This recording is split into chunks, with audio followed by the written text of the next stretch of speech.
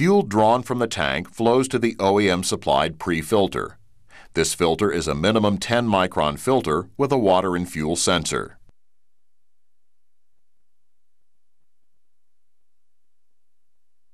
Fuel leaves the pre-filter and flows to the inlet of the ECM cooling plate. The lift pump is controlled by the ECM and runs for approximately 30 seconds whenever the key switch is turned to the run or start position. The output from the electric lift pump ensures that the gear pump is primed so the engine can start quickly. A check valve incorporated into the outlet fitting of the ECM cooling plate ensures that the lift pump output goes to the gear pump and not through the ECM cooling plate.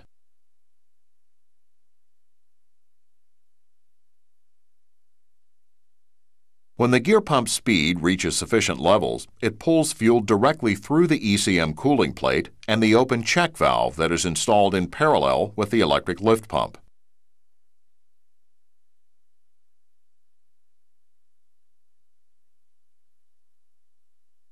Fuel enters the gear pump, where it is pressurized to a minimum of 10 psi at cranking speed and 70 psi with the engine under load.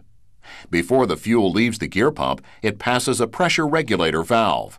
When fuel pressure is above 175 psi, it acts against spring tension to open the valve. The fuel is returned to the inlet side of the gear pump.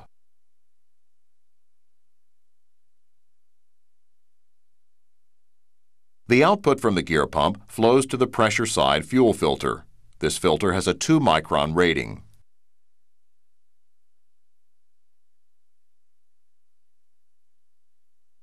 Fuel from the filter returns to the actuator housing. An air bleed orifice in the housing allows a small amount of fuel to flow to the drain. Any air in the fuel is pushed through this orifice and prevented from entering the high-pressure pump.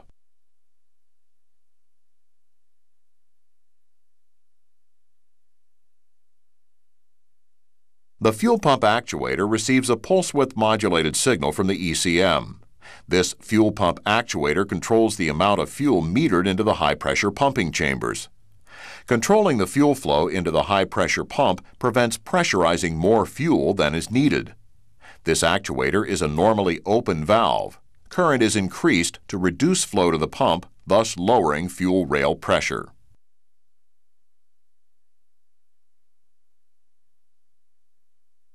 In the high-pressure pump, the fuel is pressurized by the 2 cam-driven barrel and plunger assemblies.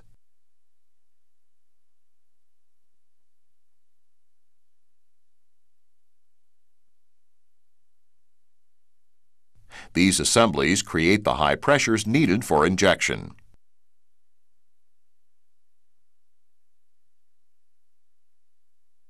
Inlet and outlet check valves act to develop and hold fuel rail pressure. The inlet check valve holds fuel inside the pumping chamber so that it may be pressurized. The outlet check valve holds the fuel rail pressure inside the rail so that it does not leak back into the pumping chamber. A failure of a single pumping chamber results in a pressure imbalance and possibly low rail pressure. The ECM can detect this condition and will register a fault code.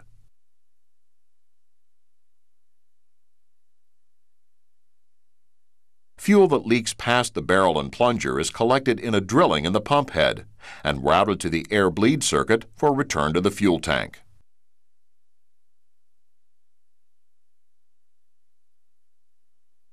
The pressurized fuel leaves the high-pressure pump and flows through piping to the fuel rail. This rail and the high-pressure fuel line serve as an accumulator, storing the fuel under pressure until it is needed for injection.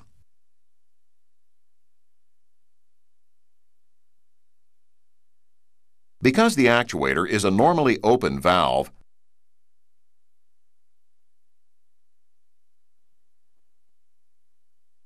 any circuit problem, such as an inadvertently disconnected actuator wire, will cause the actuator to open.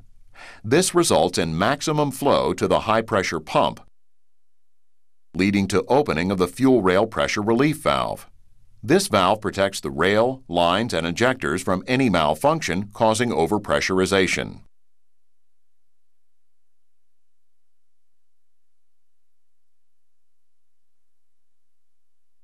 When the fuel in the rail exceeds the valve setting, the valve opens and fuel is returned to drain.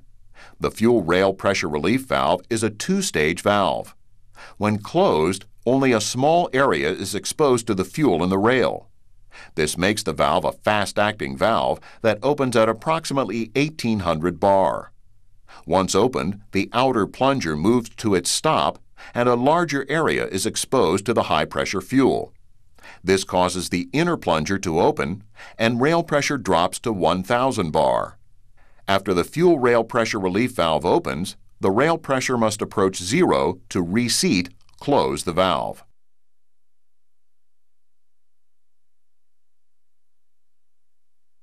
The fuel rail is connected to each of the injectors by a fuel line and a high-pressure connector. Edge filters in the high-pressure connectors trap large particle debris. If an injector is replaced, a new high-pressure connector must be installed.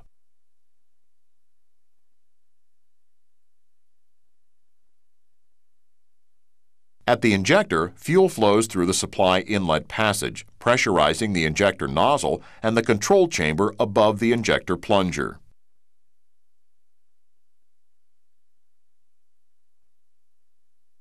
Injection begins when the ECM energizes the coil and allows the valve ball to lift off of its seat. This allows fuel to flow out of the control chamber to drain, reducing the pressure in the chamber. The reduced pressure above the control plunger allows the needle to lift off of its seat and high-pressure fuel to flow into the cylinder through the nozzle.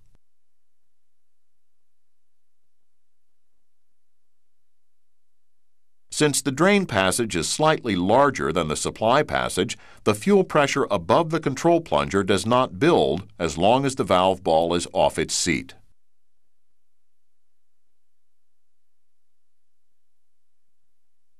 To end injection, the ECM de-energizes the coil, which seats the valve ball. The pressure above the control plunger and the force of the spring causes the needle to seat in the nozzle and end injection.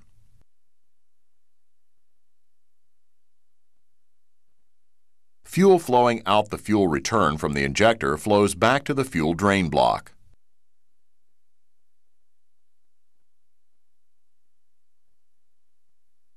The drain line check valve is installed in the fitting in the cylinder head. This check valve maintains 0.7 bar back pressure on the injectors.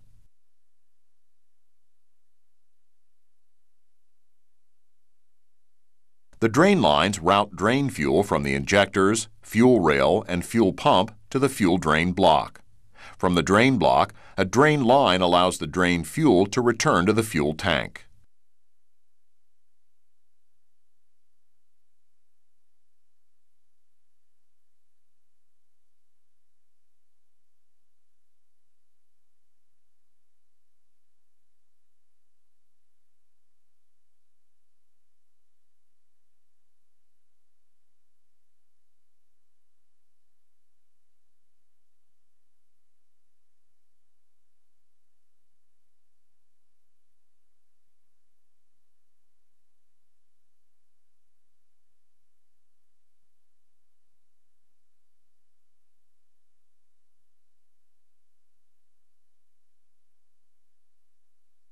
The restriction of the pressure side fuel filter is checked using the fitting on the fuel filter mounting head. Record the pressure at the filter inlet, front fitting, and then at the filter outlet, rear fitting. If the difference between the two readings exceeds specification, the filter must be replaced.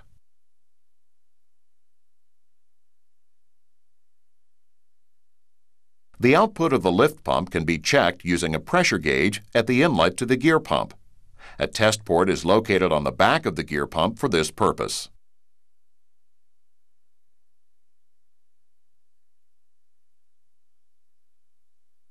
Turn the key switch on and record the lift pump pressure.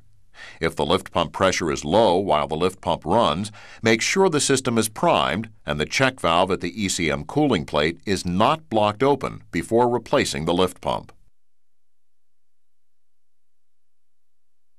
To test the low-pressure fuel system restriction, install 0 to 30 mm mercury vacuum gauges at the gear pump inlet and at the OEM connection manifold prior to the ECM cooling plate. Install a .043-inch orifice diagnostic tool at the pressure filter head to simulate fuel flow at rated engine speed.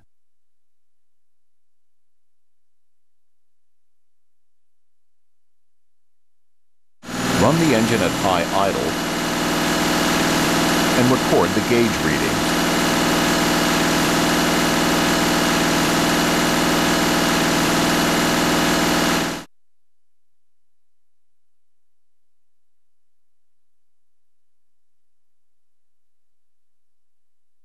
Should it be necessary to replace the lift pump, begin by disconnecting the battery. Always disconnect the negative terminal first to reduce the risk of arcing.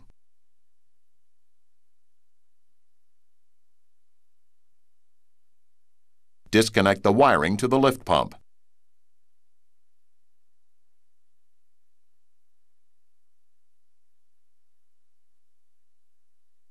Thoroughly clean all fittings and components before disassembly. Debris, water, steam, or cleaning solution that enters the fuel system can cause severe damage. Removal of the pressure side fuel filter provides needed access for service.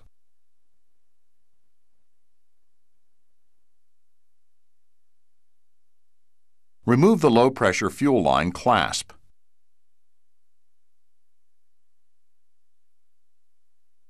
Then remove the fuel lines at the lift pump and ECM cooling plate.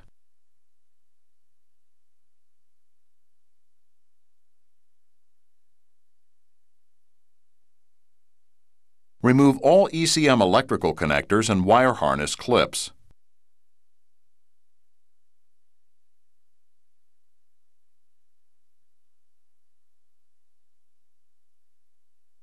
Remove the ECM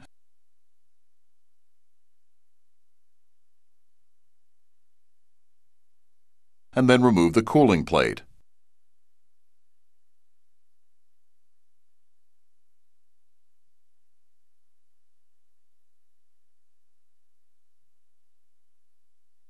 With the ECM cooling plate removed from the engine, the hardware attaching the lift pump to the cooling plate is easily accessible. Remove the lift pump from the cooling plate.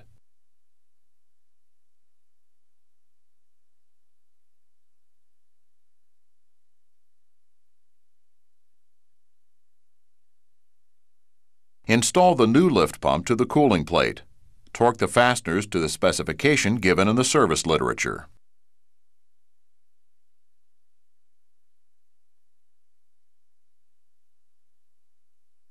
Install the fuel lines, taking care of the following items. The ECM cooling plate check valve should be checked for cleanliness and freedom of movement.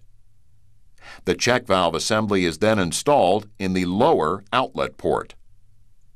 The fuel lift pump tubes are supported while tightening the cooling plate inlet and outlet fittings. Do not allow the tubes to bend.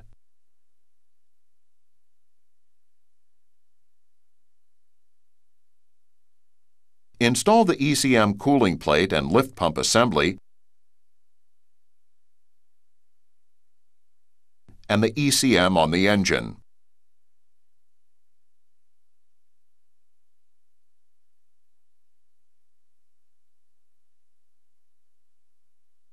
Reconnect the fuel lines, low-pressure fuel lines, clasp,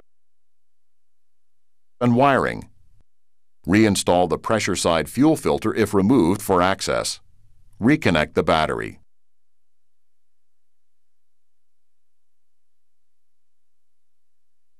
With the connector removed and the key switch on, power supply to the heater must be at least 12 volts.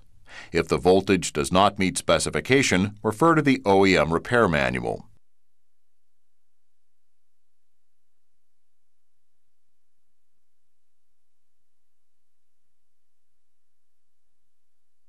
The fuel heater is switched on and off by a bimetallic switch at the filter head.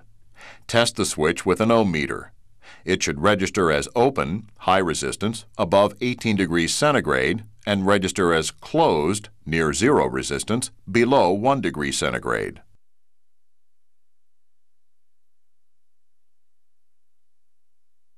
The fuel pump actuator can be tested for open and short circuits using an ohm meter. Resistance from the positive fuel pump actuator pin to ground must be at least 100 k ohms. The resistance from the pin to pin of the actuator should be 1.5 to 5.0 ohms. If the actuator does not meet these conditions, the actuator must be replaced.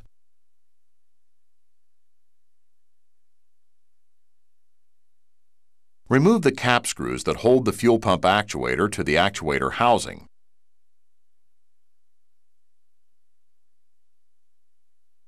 And remove the actuator.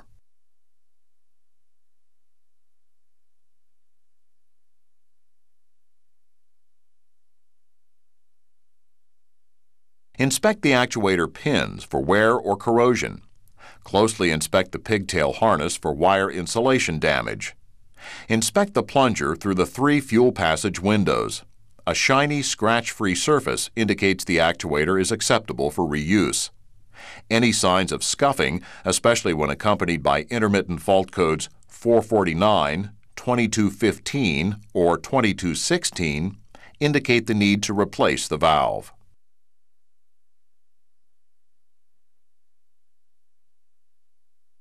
To install the actuator, lubricate the O-rings with clean engine oil and install the fuel control valve in its housing. Do not use the cap screws to pull the actuator into the housing. Torque the cap screws to specification.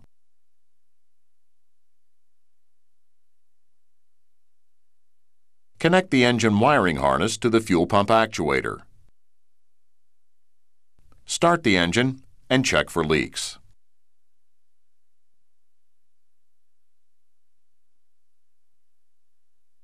Disconnect the wiring harness from the fuel pump actuator.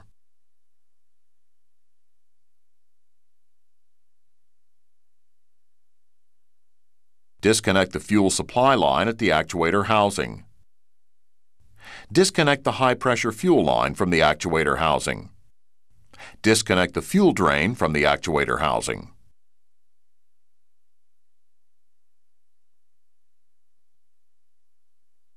Remove the 3 cap screws that hold the fuel pump actuator housing to the high-pressure fuel pump head. Remove the actuator housing and gasket.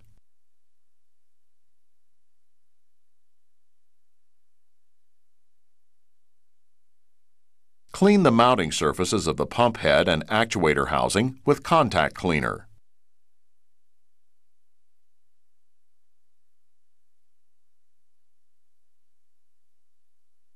Install a new gasket. Note, this gasket should be installed dry. Install the housing on the pump and torque the cap screws to specification.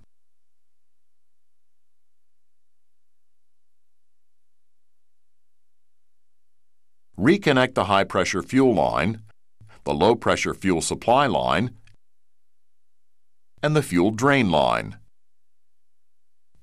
Reconnect the wiring harness.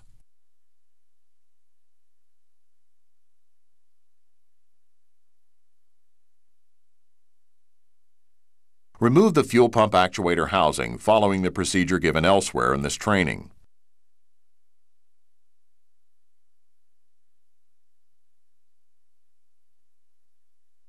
Remove the high-pressure fitting from the threaded hole in the back of the high-pressure pump head. Note, if it is necessary, use a tapered punch to remove the seal washer. Insert the punch into the center of the seal washer and work the seal out of the bore in the pump head.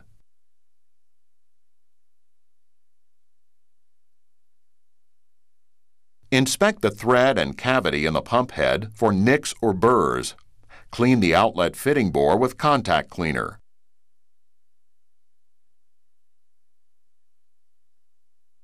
Install a new seal washer onto the fitting. A small amount of lubriplate will help to keep the seal in position during installation.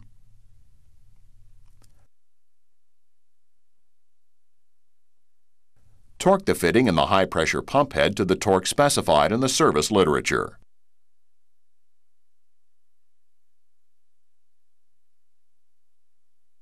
Install the fuel pump actuator housing and reconnect the fuel lines and wiring using the procedure given previously in this training.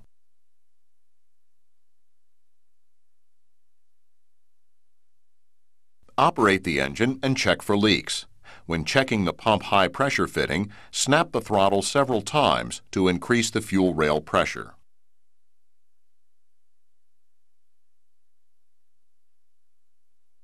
The high-pressure fuel pump head can also be replaced without removing the pump from the engine. Begin by removing the fuel pump actuator housing. Follow the procedure given previously in this program.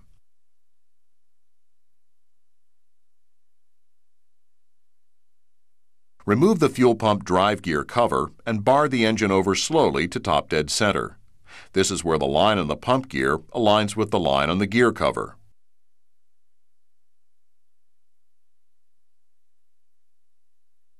Remove the upper support bracket. Remove 2 of the 4 pump head cap screws. Remove screws located diagonally from one another.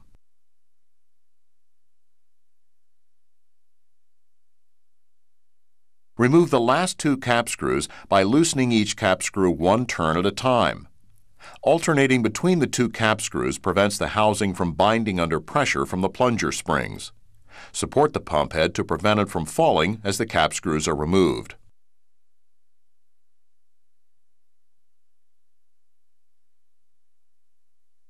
Remove the springs and spring retainers from the barrel retainers. Keep track of the position of these parts so that they can be returned to their original location.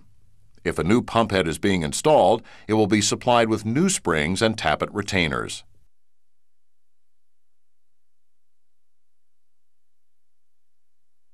If the plungers are fully upward in their bore, light air pressure at the inlet fitting may be used to aid in plunger removal.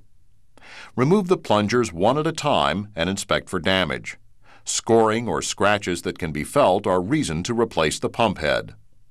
If the plungers are acceptable for reuse, they should be cleaned with contact cleaner. The plungers must be returned to their original barrel in the original orientation. If necessary, mark the bottom of the plunger with a felt tip marker to aid in maintaining correct orientation.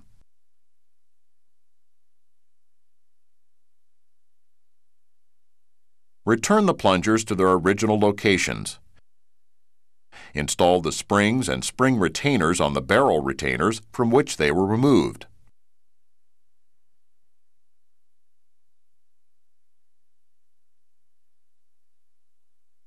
While the fuel pump head is removed, inspect the cam housing, tappets, and tappet bores.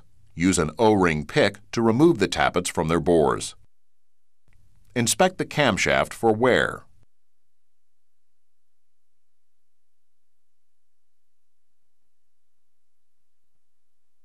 Measure the tappet guide groove and compare the measurement to the specification in the T&R manual.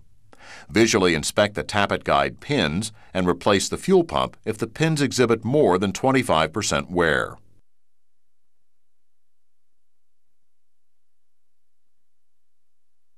Reinstall the tappets into the tappet bores from which they were removed. Then install new O-rings on the cam housing.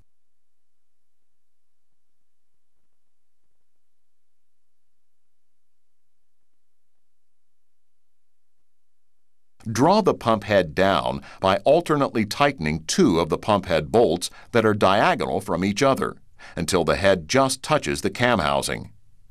Install the remaining 2 pump head bolts. Torque the pump head bolts to the specification listed in the service literature.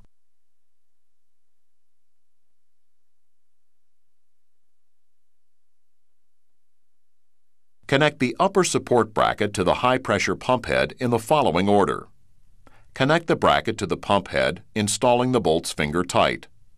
Connect the upper support bracket to the cylinder head and torque the bolts to specification. Torque the bolts holding the support bracket to the high-pressure pump head.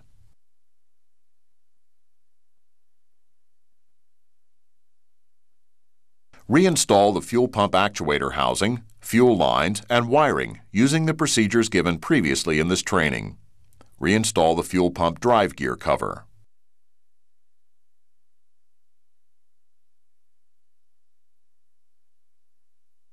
Priming a system that has been run out of fuel or has new filters installed may require several lift pump cycles. It is recommended that the OEM-mounted 10-micron suction side filter be installed full of clean diesel fuel and the engine-mounted 2-micron filter be installed empty. It is also important that the 10-micron filter have a standpipe.